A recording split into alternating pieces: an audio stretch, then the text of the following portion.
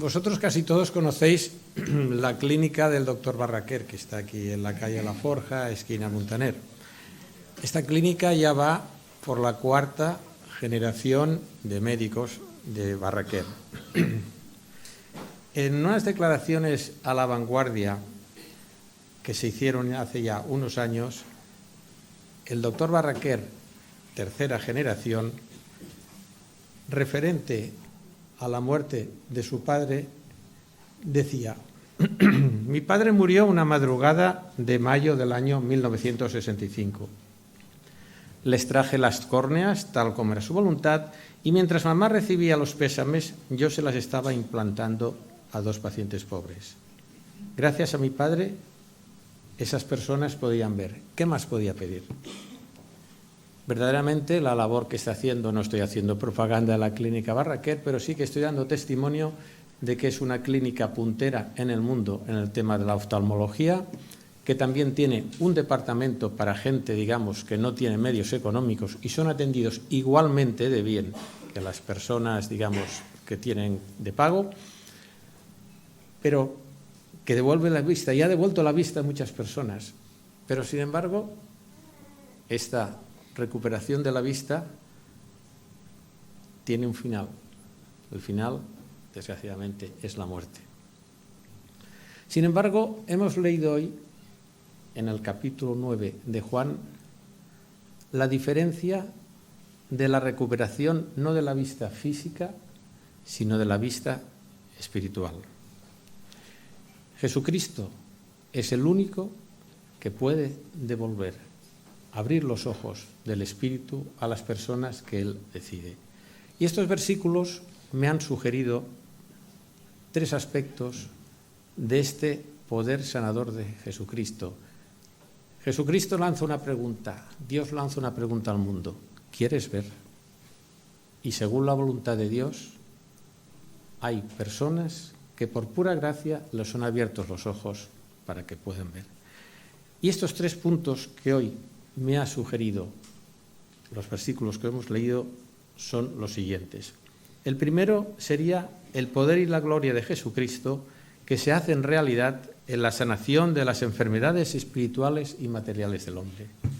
El segundo punto, Jesucristo como la luz de la esperanza para todas las personas que están enfermas espiritual y materialmente.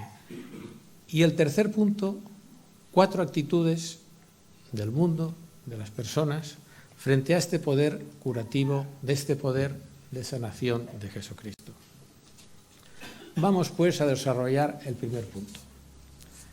El poder y la gloria de Jesucristo se hacen realidad en la sanación de las enfermedades espirituales y materiales del hombre. No sabemos, porque el evangelista Juan no nos lo dice con precisión, dónde ni cuándo ocurrió el milagro. Solamente sabemos que Jesucristo aún estaba en el territorio de Judea, en Jerusalén o por los alrededores. Sí que sabemos con certeza que entre todos los milagros del Antiguo Testamento no hay ni uno solo que figure la curación de un ciego. En el Nuevo Testamento tampoco se cuenta que un servidor de Jesús hubiese devuelto la vista a un invidente. Podríamos decir, bueno, pero cuando Pablo iba camino de Damasco, se cegó y entonces Ananías oró al Señor y le fue devuelta la vista. Pero no fue una sanación, no fue una curación hecha por Ananías.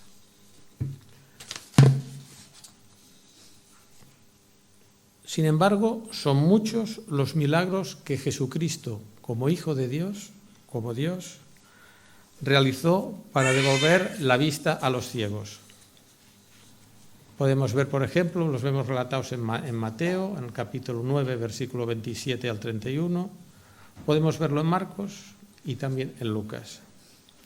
En el Antiguo Testamento, este poder de curación de la ceguera es una misión exclusiva y profetizada para el Mesías. Lo hizo Isaías cuando dijo en el capítulo 29, versículo 18: en aquel tiempo los sordos oirán las palabras del libro y los ojos de los ciegos verán en medio de la oscuridad y de las tinieblas. La sanación de este ciego es una señal clara, evidente y rotunda de la divinidad de Jesucristo. Juan ya nos declara en el Evangelio que Jesucristo es el Hijo de Dios. El capítulo que nos ha leído el hermano Joan empieza con la frase: al pasar Jesús vio a un hombre ciego de nacimiento. Esto ya nos da una pista de la atención constante que tenía Jesucristo hacia las personas necesitadas. La enfermedad de la ceguera era una enfermedad bastante común. Hace ya tiempo, mucho tiempo, cuando se daba luz, una de las cosas que se hacía cuando no había colirios oftalmológicos ni productos farmacéuticos era que al recién nacido se le ponía una gotita de limón en los ojos, precisamente porque en el canal del parto se le podía infectar la vista y quedar ciegos. Vemos en el versículo 6 que el ciego no había pedido la sanación de sus cegueras en Jesucristo.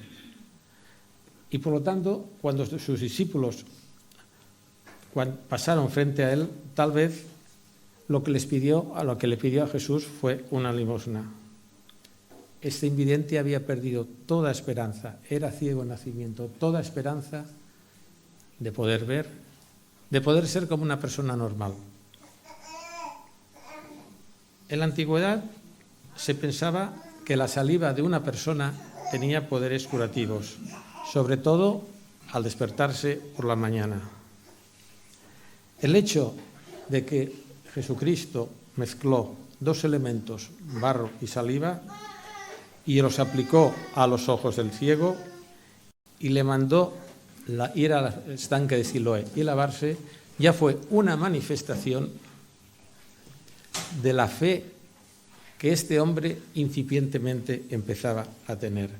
Porque este hombre, ¿qué hizo?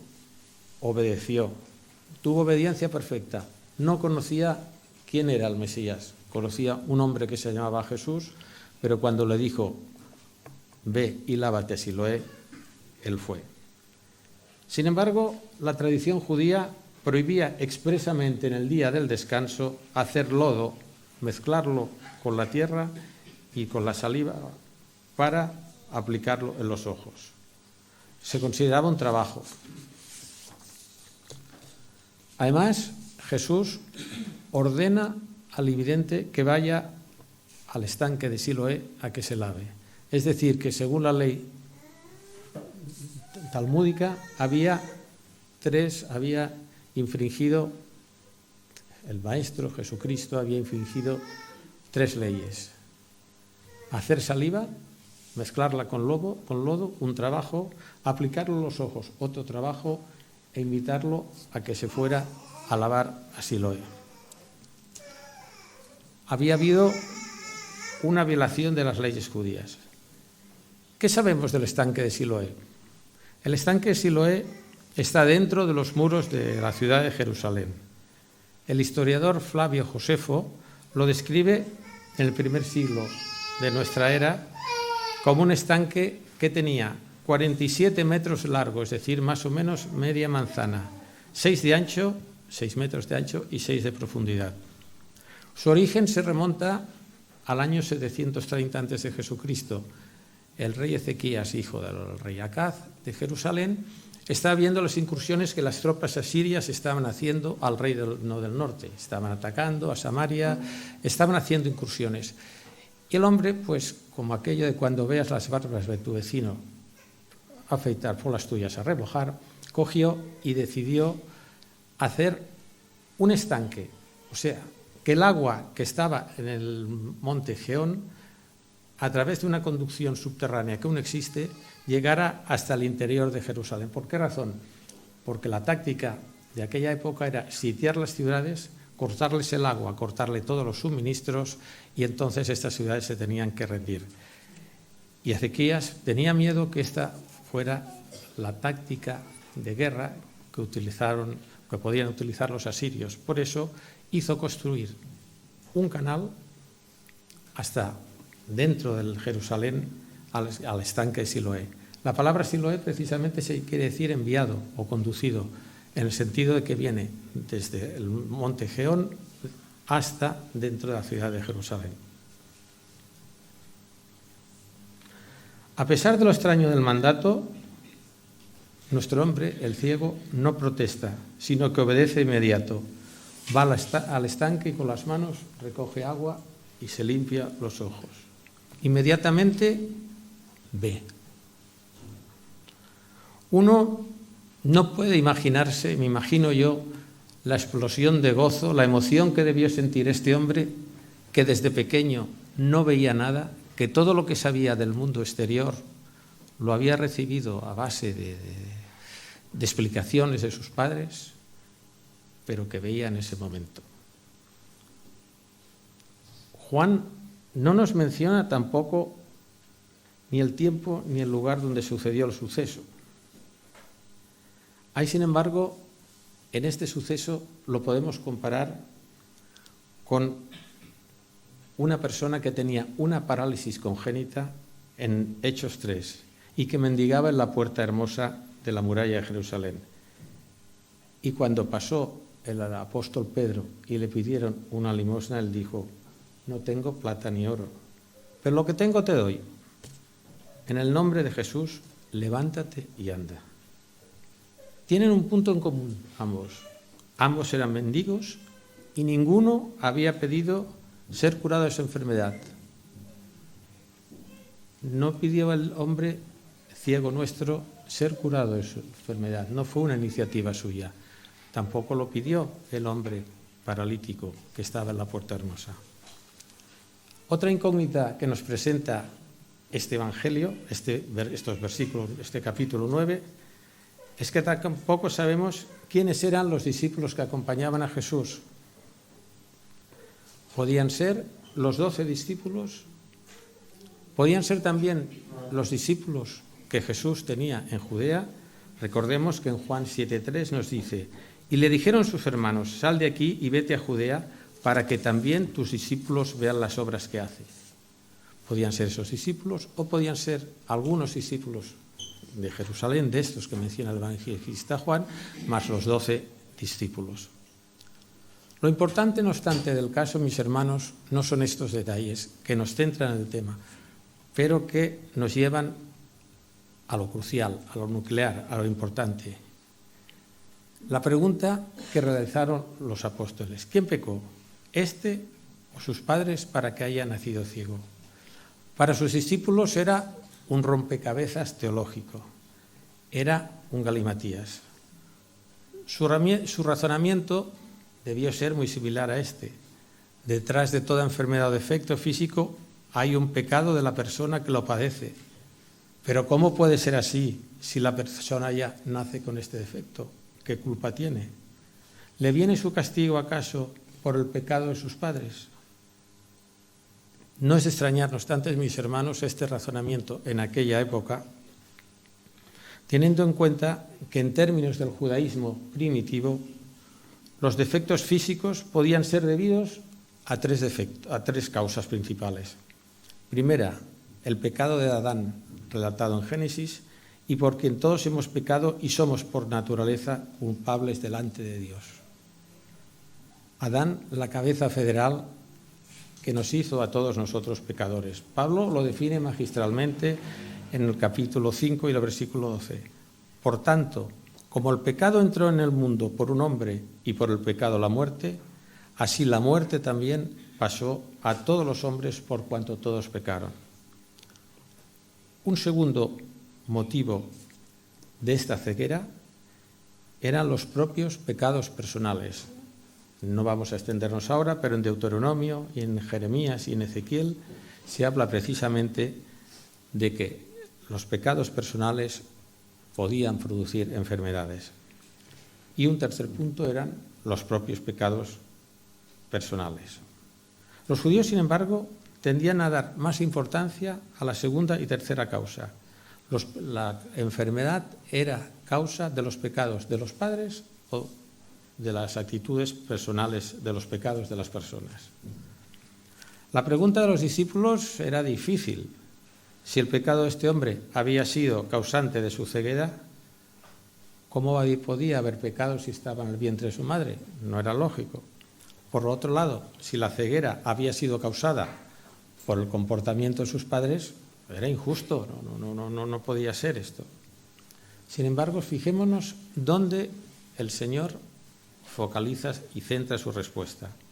No es que pecó éste ni sus padres, sino para que las obras de Dios se manifiesten en él. La respuesta de Jesús, por lo tanto, descarta de inmediato los pecados personales del hombre o los pecados de sus padres como causa de su ceguera. Si hay que mencionar una causa, únicamente sería el pecado de Adán, que nos trajo como consecuencia la enfermedad y la muerte para todos. Sin embargo, Jesús, en esos momentos del relato, el interés suyo no estaba centrado en discernir las causas del pecado. Prefiere mirar hacia adelante, positivamente, en lugar de mirar hacia atrás, intentando responder respuestas. La primera consecuencia que extraemos de este pasaje y de la respuesta que Jesús da a sus discípulos es que Jesucristo manifiesta todo su poder y gloria cuando sana las enfermedades espirituales y materiales del hombre. Todas las cosas, todas, incluso las aflicciones y calamidades, tienen como último propósito la glorificación de Dios en Cristo por medio de la manifestación de su poder y grandeza. En ocasiones, este poder y esta grandeza la podemos ya vislumbrar en esta vida. En otras ocasiones no es así. Pero, sin embargo, también los sufrimientos, todo sufrimiento, sirven para algún buen propósito de Dios. Pablo lo describe muy clarito en Romanos 8:28. Nos dice que sabemos que a los que aman a Dios todas las cosas le ayudan a bien. Esto es, a los que conforme a su propósito son llamados. Vemos pues que el poder de Dios, el poder y la gloria de Jesucristo se hacen realidad sanando las enfermedades espirituales y materiales del hombre. El segundo punto que me sugiere este capítulo 9 es que Jesucristo es la luz del mundo capaz de sanar las enfermedades espirituales y materiales del hombre. Los versículos 4 y 5 nos ponen de manifiesto un mandato y una manifestación solemne de quién es Jesucristo. El versículo 4 nos dice: «Me es necesario hacer las obras del que me envió, entre tanto que el día dura. La noche viene cuando nadie podrá trabajar». Y el versículo 5: «Entre tanto que estoy en el mundo, luz del mundo soy». Fijémonos en el pronombre posesivo que inicia el versículo 4. Nos es necesario. En la Biblia Reina Valera pone «me es necesario hacer», pero la mayoría de los teólogos y exégetas optan o ven que el pronombre posesivo es plural. Nos es necesario hacer. Esto nos hace ver, por un lado, la exclusividad de Jesucristo como enviado de Dios para liberar al hombre, al ser humano, de la esclavitud del pecado, pero a la vez también implicándonos a todos nosotros, implicando a sus discípulos y, por lo tanto, implicándonos a todos nosotros. Y esto, mis hermanos, es un mandato, no es una sugerencia, es un mandato personal para cada uno de los que hemos sido llamados. Además, el término necesario hacer nos recuerda que la misión no es un consejo, sino que es un deber, una obligación moral y espiritual de todo creyente. Además, vemos en los versículos 4 y 5 que Jesús insiste una vez más en el hecho de que Él es el enviado de Dios, con una misión específica descrita anteriormente ya por Juan en su Evangelio, en el capítulo 3, versículo 17, que nos dice: «Porque no envió Dios al mundo a su Hijo para condenar al mundo, sino que para que el mundo sea salvo por él». El sentido de día y noche expresado en el versículo 5 en relación con la urgencia manifestada por Jesucristo a realizar las obras de su Padre es utilizada por Juan en un doble sentido. Por un lado, los términos día y noche no se refieren a los periodos de luz y oscuridad perceptibles de la vista, sino a los periodos de oportunidad. y aquellos otros que son los del día, y aquellos otros periodos que ya no hay oportunidades porque ya han pasado la noche. Juan pone de manifiesto la urgencia para todo creyente en realizar las obras de Dios, sin demora alguna, sin dejarla para otro momento o desentendiéndose de tal tarea, porque muy pronto se acaba la oportunidad durante el día, cuando ya no será posible trabajar. Cada uno de nosotros, todos los creyentes, tenemos un tiempo divinamente asignado, el día, a saber, nuestra existencia terrenal, para proclamar al mundo el mensaje de la buena nueva. Hemos de aprovechar al máximo las oportunidades. El mandamiento es apremiante. La noche viene, esto es, la muerte, cuando nadie ya pueda trabajar. En nuestras vidas siempre podremos encontrar las circunstancias, los motivos y el lugar donde podemos llevar a cabo la obra de Dios a la que hemos sido llamados. Pero un segundo aspecto del día y de la noche es que la idea de día y noche hace referencia a la época en que Jesucristo, el Mesías, vivió carnalmente con nosotros. Entonces el contraste entre día y noche en aquella época era mucho más pronunciado. Pensemos en Jerusalén, pensemos en las calles, no había iluminación pública, se utilizaban los candiles de aceite e incluso por no gastar pues se utilizaba muy poco aceite, muy poca luz en las casas. Cuando oscurecía por la noche ya no se veía nada por la calle, no había luz eléctrica. La expresión entre tanto que el día dura debemos entenderlas entre tanto que yo estoy en el mundo.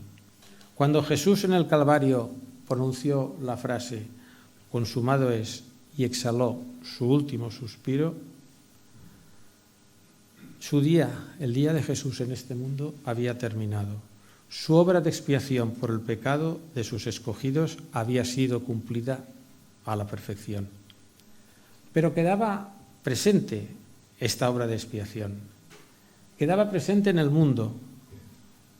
Quedaba presente la indispensable continuación de esta obra de sanación y liberación de las almas que están afectadas por las enfermedades a las cuales Dios, en su sabiduría, quería liberar y curar. El versículo 5 que hemos leído contiene una manifestación de quién es Jesucristo realizada por él mismo. Entre tanto que estoy en el mundo, luz soy del mundo. Y aquí nos encontramos con una noticia impresionante para la humanidad. La declaración solemne de Jesucristo como luz de esperanza para la enfermedad que este mundo padece, para todos aquellos que por pura gracia son llamados a ser iluminados con esta luz. En esta afirmación podemos ver que el ministerio de Jesucristo es universal. No estaba solamente esta luz limitada al pueblo escogido, es decir, a Israel. Era para ser irradiada por todo el mundo, cuestionando al mismo tiempo a todo el mundo una pregunta inquietante. ¿Quieres ver? ¿Quieres ser salvo? ¿Quieres ser sanado de todas tus tribulaciones y miserias? ¿Quieres ver mi luz en tu vida para siempre? Esta manifestación de Jesucristo como luz del mundo es similar a la que el evangelista Juan nos describe en el capítulo 8, versículo 12. Otra vez Jesús les habló diciendo: yo soy la luz del mundo, el que me sigue no andará en tinieblas, sino que tendrá la luz de la vida. Toda su vida mortal de Jesucristo, cada verdad que enseñaba y cada obra que realizaba era como un rayo de luz iluminando al mundo, rompiendo la oscuridad y revelando la naturaleza y el propósito de Dios. La obra de salvación encomendada por Dios a su Hijo fue una iniciativa amorosa del Padre hacia sus criaturas y hacia nosotros, mis hermanos, como discípulos.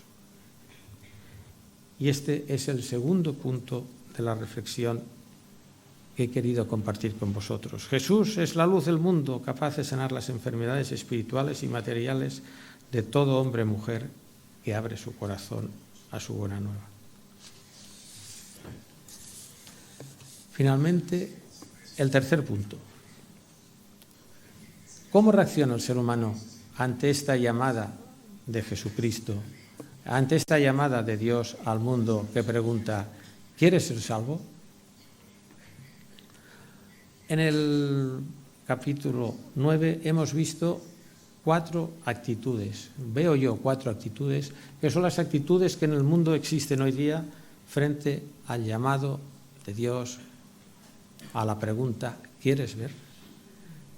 Y estas 4 actitudes serían las siguientes. Primeramente, la actitud puramente racionalista. Hay vecinos que cuando vieron al chico ciego que se les había sanado la vista, dicen, sí, es Esteve, pero no se parece a él. Una segunda actitud es una actitud de temor a manifestar su fe. Los padres del chico, por temor a ser expulsados de la sinagoga, dijeron que la responsabilidad del testimonio de la recuperación de la vista se la preguntaran al hijo. La tercera actitud es una actitud de soberbia de los sacerdotes, que se creen que ellos eran los portadores del mensaje de Dios, pero sin embargo, aún sabiendo y viendo, eran ciegos, porque no veían a Jesucristo como el Mesías.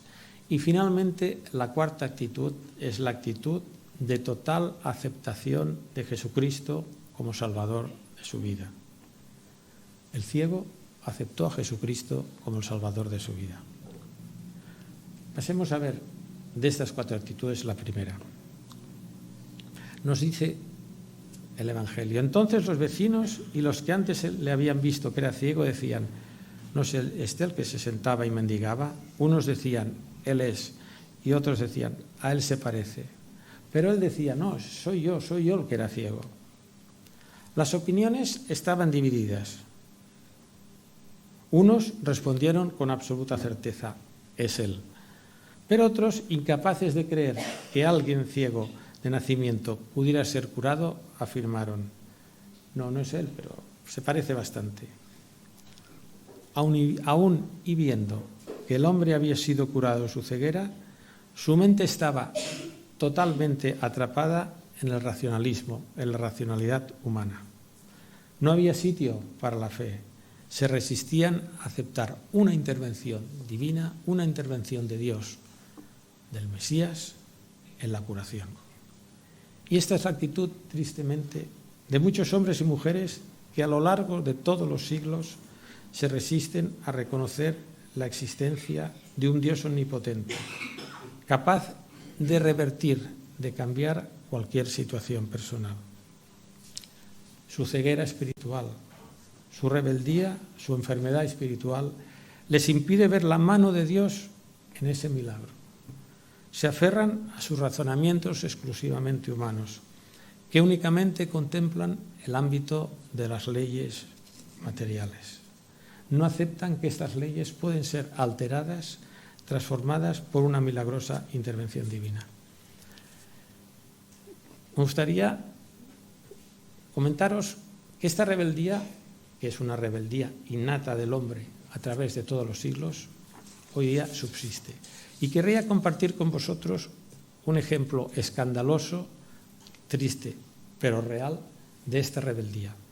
No sé si habéis oído hablar alguna vez del acelerador de protones, no sé si habéis oído hablar de la partícula de Dios, el bosón de Dios. Bueno, en el año 1964, Peter Higgs, un científico, dijo que el origen de la materia, el origen del universo, estaba formado por partículas muy pequeñas que debido a la energía se juntaban. Estas partículas muy pequeñas formaban átomos.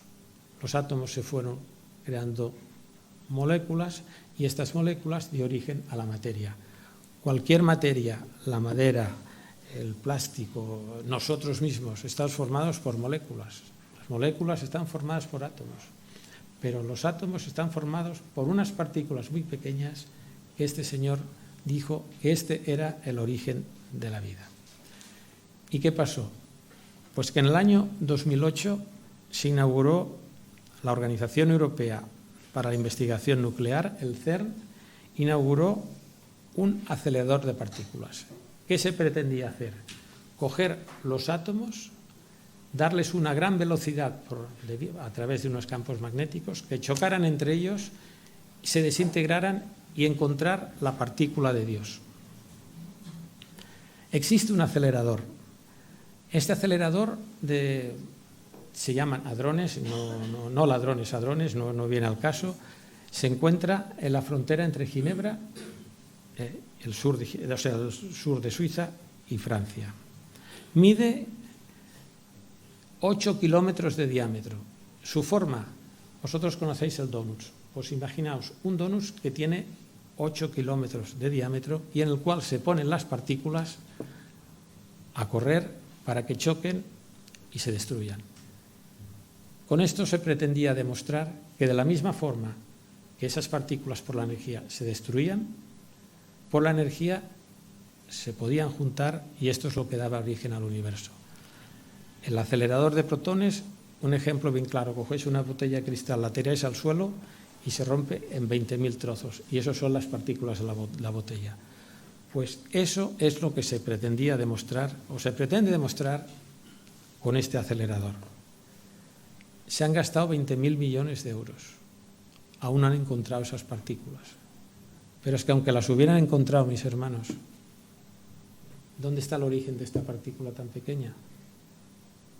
¿Apareció por arte de Birlibirloque? Detrás hay una sabiduría, hay un Dios que lo creó todo, por el cual todo fue hecho y sin el cual nada fue hecho. Muchas opiniones de científicos creen que esta rebeldía, esta forma de querer demostrar que el origen del universo es de una forma mecánica, sin intervención divina alguna, es una mera quimera. Pasemos ahora, después de esta actitud de rebeldía del hombre que no quiere reconocer a Dios como el creador del universo, como el Dios omnipotente y todopoderoso, la segunda actitud. La segunda actitud la encontramos en la respuesta que dieron los padres a los fariseos. La respuesta fue de temor. Es la segunda actitud, el temor. ¿Es este vuestro hijo, el que vosotros decís que nació ciego? ¿Cómo pues ve ahora? Sus padres respondieron y le dijeron: sabemos que este es nuestro hijo y que nació ciego, pero cómo ve ahora no lo sabemos, o quién le haya abierto los ojos. Nosotros tampoco lo sabemos. ¿Edad tiene? Preguntarle a él. Los padres del ciego vemos que no se comprometen para nada a la respuesta. Son bien conscientes, los padres lo saben, porque tenían a su hijo en casa y no veía, que había sido curado milagrosamente. Pero tenían temor a manifestar esta curación, porque tenían el riesgo de ser expulsados de la sinagoga. El que era expulsado de la sinagoga en aquella época era una exclusión total y absoluta de la vida social, de la vida de convivencia y de la vida religiosa. Además, pensemos que esta gente era muy pobre. La prueba es que su hijo tenía que estar mendigando caridad. Había 3 formas de expulsión en la sinagoga: por 3 meses, por 6 meses y la definitiva. Y las autoridades judías habían decidido que cualquiera que manifestara o se manifestase como seguidor del Mesías sería expulsado definitivamente de la sinagoga. En el relato del milagro que nuestro ciego había manifestado ante las autoridades judías, había 2 cosas, no obstante, que él tenía bien claras. Su incipiente fe, manifestada en la obediencia de irse a lavar y sacarse el lodo de los ojos en el estanque Siloé, empezaba a dar sus frutos. Nuestro hombre tenía, por una parte, bien claro que lo había curado un hombre que se llamaba Jesús, pero había avanzado más, ya sabía que Jesús era un profeta. Es lógico pensar que estas ideas las debió comentar el ciego con sus padres y que por lo tanto estos sabían perfectamente bien que este Señor, Jesús, era quien lo había sanado y que por lo tanto una sola mención era causa suficiente de la expulsión de la sinagoga. Precisamente el apóstol Pablo nos exhorta a todos nosotros a no tener miedo a proclamar la fe en Jesucristo, y lo hace dirigiéndose a su amado discípulo y compañero de fatigas, Timoteo. Nos dice Pablo en la segunda de Timoteo: porque no nos ha dado Dios un espíritu de cobardía, sino el poder de amor y de dominio propio. Era la actitud de temor de los padres. La tercera actitud que yo veo en el pasaje que estamos meditando es la de la soberbia de los sacerdotes fariseos que se creen portadores ellos mismos del mensaje de Dios, y su ira hacia las personas que se apartan de sus leyes, despreciando así a Jesús como Hijo de Dios. Y aquí puede haber dos peligros que pueden acechar a nuestra Iglesia, a la Iglesia. El primer peligro es cuando la Iglesia, se arroga el exclusivo derecho a interpretar las Sagradas Escrituras y que ésta sea su interpretación la base en la que se sustentan unos mandamientos y reglas que las mismas iglesias programan, pero que nada tienen que ver con la voluntad de Dios. Y el segundo peligro es que la soberbia o arrogancia de sus líderes lleve apareada la ofuscación total de sus mentes, de tal forma que les impidan reconocer la divinidad de Jesucristo como la segunda persona de la Santísima Trinidad. Veamos cómo ocurrió el interrogatorio al ciego por parte de las autoridades judías. Los sacerdotes insistieron otra vez, volvieron a llamar al joven. Estaban intentando todos los ardides posibles. Pusieron al hombre bajo juramento. Le pidieron que contestara para la gloria de Dios. Ellos afirmaban que Jesús era pecador y por lo tanto incapaz de hacer milagros. Utilizaron como argumento de tal acusación que había vulnerado la ley talmúdica, el día de reposo. Los fariseos consideraban que sus leyes talmúdicas eran ley divina, eran ley de Dios, y que por lo tanto su transgresión era un pecado contra la ley de Dios. Se atribuían una autoridad religiosa equivalente a la autoridad divina. Pero notemos además que en el diálogo con el ciego hay un desprecio radical hacia la figura de Jesús como Hijo de Dios. La frase que dijeron los sacerdotes al ciego: da gloria a Dios, nosotros sabemos que este hombre es pecador, viene a ser lo mismo que decir: glorifica a Dios, atribúyele a él el milagro y no a otra persona, no le des el mérito a ese hombre, Jesús, porque sabemos que es un pecador notorio. Evidentemente, un pecador, según nuestra ley, nunca puede hacer cosa tan grande. Los fariseos reconocen lo innegable. En efecto, Jesús puso barro en los ojos del hombre y que luego lo envió a Siloé. Cuando el hombre llegó a Siloé y se lavó el barro de los ojos, fue Dios, según los judíos, no Jesucristo, no el Mesías, quien hizo el milagro. En consecuencia, el hombre debería dar gloria a Dios, no al Hijo de Dios, al Mesías. El mérito del milagro lo atribuían a Dios, no a Jesús, pues ese hombre es un pecador. Notemos que utiliza el pronombre demostrativo ese. No llegan a decir este hombre, sino ese hombre, en un sentido de total y absoluto desprecio. Es tal su soberbia y arrogancia que se niegan a aceptar a Jesucristo como Hijo de Dios con todo su poder y autoridad. Y esta actitud de desprecio y hasta odio hacia la persona de Jesucristo, tristemente, ha sido y sigue siendo manifestada en el mundo a través de la historia por muchos y muchos hombres y mujeres. En el segundo interrogatorio que hicieron los sacerdotes al ciego, le preguntaron: ¿qué te hizo? ¿Cómo te abrió los ojos? Él le respondió: ya os lo he dicho y no habéis querido oír. ¿Por qué lo queréis oír otra vez? ¿Queréis también vosotros haceros sus discípulos? Pregunta irónica del chico. La fe naciente, no obstante, de este chico estaba siendo templada al fuego. Como cuando se coge, por ejemplo, una pieza de fuego, una pieza de hierro, se calienta al fuego, al rojo vivo, y con un martillo se le va dando la forma que se quiere.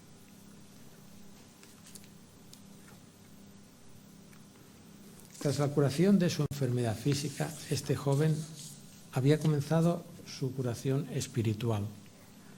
Les dio una respuesta que tenía una nota de sarcasmo. ¿Queréis también vosotros haceros sus discípulos? Esto fue la gota que colmó el vaso. La furia de los judíos, los sacerdotes, se desbordó. Ridiculizaron a este joven y le dijeron: tú eres discípulo de ese. Se mofaron de él.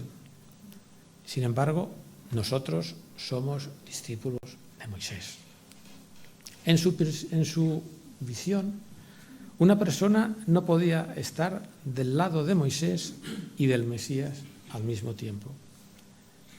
Según ellos, seguir a Jesucristo era oponerse a Moisés. Apelaron a las Escrituras, a los testimonios de las Escrituras, y dijeron que éstas apoyaban sus pensamientos. Ellos ya sabían que Dios había hablado con Moisés. ¿Pero de dónde había venido Jesús? ¿Qué autoridad se adjudicaba el Mesías a sí mismo? No les importaba que este mismo Jesús les hubiera dicho en repetidas ocasiones de dónde le venía su autoridad, que Jesucristo se lo había manifestado en muchas ocasiones. El hombre, no obstante, fijaos el cambio que sufre, ya no se acobarda ante los insultos de los fariseos, sino que aún se vuelve más audaz, da un paso más. Les dijo que se fijaran en la evidencia y que usaran la capacidad para razonar. Estarían de acuerdo en que Dios no escucha a los pecadores, sino a cualquiera persona que fuera piadosa y que cumpliera su voluntad. Pero, sin embargo, no escucharon, no hubo respuesta por parte de los sacerdotes. Su impiedad, la impiedad de estos sacerdotes, habría creado una barrera, un telón de acero infranqueable entre Dios y ellos. Maravillosamente, un pobre ciego que acababa de recuperar la vista estaba dando un hermoso testimonio de la divinidad de Jesucristo. Pero ni aun así, aun viendo que esta persona era ciega y había recuperado la vista, los fariseos le creyeron. Los fariseos, los sacerdotes, que era la casta sacerdotal de los fariseos, de la casta sacerdotal, habían intentado doblegar la fe, habían intentado hacer callar a este hombre. Pero él no titubeó, él se mantuvo firme. En su esfuerzo, en su encuentro de Jesús con el ciego, la pregunta de Jesús que le hizo lo probó al ciego hasta la médula. ¿Crees tú en el Hijo de Dios? La forma de la pregunta ya indica una certeza por parte de Jesús de que este hombre, que había ido progresando, que se le estaban abriendo los ojos, no ya a la ceguera material, sino a la ceguera espiritual, que iba a responder.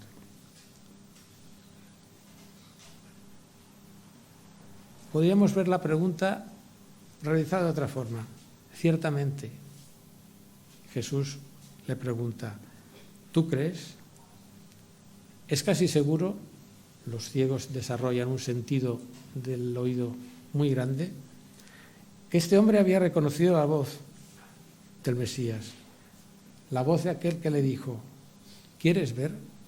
Y que le dijo: vete al estanque de Siloé y lávate. Sin embargo, no había relacionado la persona de Jesús aún con el Hijo de Dios. estaría bien dispuesto a creer en él si tan solamente supiera quién era. No pregunta por curiosidad, sino para determinar el objeto de su creencia. El ciego todavía no tiene suficiente información para poder decidir si cree o no en él, pero ya se empieza a ver, a vislumbrar en su corazón la luz del Salvador. ¿Crees tú en el Hijo de Dios?, respondió él y dijo: ¿quién es, Señor, para que crea en él? ¿Qué le dijo Jesús? Pues le has visto, y el que habla contigo, él es. Y entonces se postró el ciego y dijo: creo, Señor, y le adoró.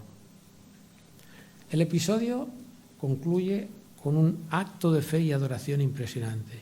El hombre cree y adora. Ha vivido toda una vorágine de sentimientos y experiencias. Nació ciego y por muchos años sufrió las terribles consecuencias de la ceguera. Acusado por los fariseos, abandonado por sus padres, forzado a hablar por sí mismo ante los jueces, que estaban reconocidos de una supuesta piedad y autoridad religiosa, y finalmente vivió la experiencia más triste, ser expulsado a perpetuidad de la sinagoga. Debido a su ceguera física, el hombre tenía más que razones suficientes para permanecer en las más profundas tinieblas espirituales, en una terrible enfermedad espiritual. Pero a través de la larga travesía que hemos leído en el versículo 9, iniciada con la curación de la ceguera física, finalmente nuestro hombre alcanza la más gloriosa meta que un ser humano puede tener, la curación de su ceguera espiritual. Frente a esta actitud de total obediencia a la soberanía de Jesucristo, la postura de los sacerdotes fue de total rebeldía. ¿Acaso nosotros somos ciegos? La acusación de Jesús hacia ellos es muy dura, es durísima. Si fuerais ciegos, no tendríais pecado, pero como veis, vuestro pecado existe. La acusación de Jesús no fue solamente contra estos sacerdotes. La acusación de Jesús va contra todas aquellas personas que, creyéndose que ven, ¿qué hacen? Interpretan el mensaje de la buena nueva a su propia manera y forma, utilizando su palabra de forma que no está inspirada por el Espíritu Santo. Hace poco hemos celebrado la Epifanía. Es la manifestación de Dios hecho hombre al mundo. La manifestación del mensaje de salvación dirigida a pastores y a reyes. Si nos fijamos en la descripción, los ángeles primeramente se manifiestan a pastores, gente humilde, gente sencilla, quizá los menos valorados de la sociedad hebrea de aquella época, pero también se manifestaron a reyes, se manifestaron a sabios. ¿Y qué hicieron? Todos fueron a adorar al Señor. Ahí se incluye todo tipo de personas, ricos, pobres, sabios, tontos. El mensaje de Jesucristo, la pregunta ¿quieres ver?, va lanzada a todo hombre y mujer. Y según su soberanía, según su pura gracia, hay personas que responden positivamente a esta llamada y se les hace la luz en su corazón. Dios abre las compuertas de su espíritu para que la luz de su palabra llegue a ellos y los transforme. Mis hermanos, el mensaje de Jesucristo continúa y persiste hoy día. La pregunta inquietante que Jesucristo lanza al mundo es: ¿quieres ver? No todos van a ver. Dios, en su infinita sabiduría, desde la eternidad, tiene predestinado quiénes van a ver, quiénes van a ser salvos. Pero nos obliga a nosotros, como creyentes, lo que por pura gracia hemos dicho como el ciego: Señor, quiero ver, nos obliga a ser testimonios, nos obliga a ser portadores al mundo de este mensaje. ¿Quieres ver? No sabemos nosotros, las personas con las que nos relacionamos, si por pura gracia sus ojos serán abiertos a la verdad. Pero sí que sabemos una cosa, que nuestra misión no es abrir los ojos del Espíritu, eso solo depende de Dios. Nuestra misión es manifestar al mundo que Jesucristo, su Hijo, fue enviado para salvarnos. El pecado que nos afectaba, que nos afecta a todos nosotros, ha sido borrado, que ha sido pagado la pena de este pecado y que por lo tanto los que hemos sido salvos tenemos esta obligación de transmitirlo al mundo a través de nuestros dones, de nuestros carismas, de nuestra posición social dentro de la sociedad, entre las comunidades de vecinos, en el trabajo, en las escuelas, en los hospitales. Nuestro comportamiento, nuestro estilo de vida, mis hermanos, es el mejor mensaje de la buena nueva que podemos hacer. Es el mejor mensaje que podemos lanzar al mundo. ¿Quieres ver? El abrir los ojos del Espíritu, eso dejémoselo a Dios.